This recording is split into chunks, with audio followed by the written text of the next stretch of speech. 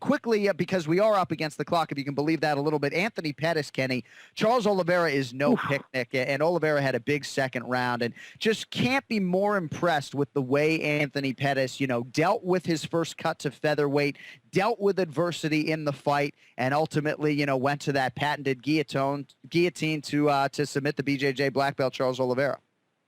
And that was what was so impressive. Anthony Pettis has submitted two guys that are extremely difficult to submit, Charles Oliveira, Benson Henderson, and people keep sleeping on his submission game, foolishly. But I think it was the striking game that was really frustrating Charles Oliveira for the majority of the fight. Those kicks to the body kept landing repeatedly.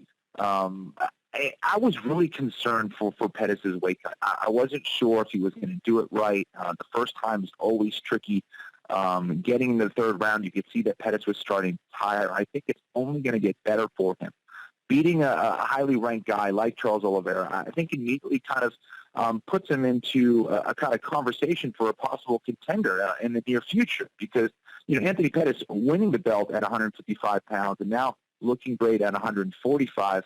I think there's a lot of marketable fights out there for him, and who knows? Conor McGregor might be able to get something exciting going if he decides to go back to 145 and fight a guy like Anthony Pettis. That might be a fight that he might be up for, because of Anthony Pettis' name, because of his style, because of how fun that fight would be for the fans. So, but I know it's a little bit early.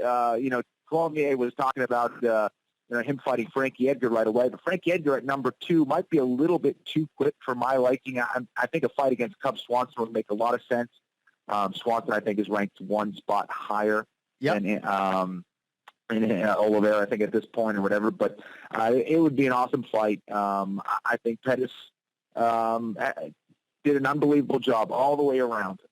Showing the heart and competing at 145 pounds was very, very impressive.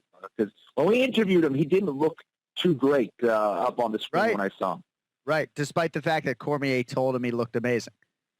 Yeah, exactly. You're right, though, that Anthony Pettis all of a sudden has a ton of options. He's number 6 in the world now at featherweight, debuted there this week. Cub Swanson, number 5. I think that fight really has a lot of steam with me. Dennis Bermudez is number 9, so maybe Pettis would view that as a step backwards. Hey, Pettis and Edgar could potentially main event, in Albany, New York. There are a lot of different options for Anthony Pettis, and certainly, of a championship variety potentially too. He could fight Jose Aldo, Holloway. Lot of good options for Anthony Pettis after what he did over the weekend.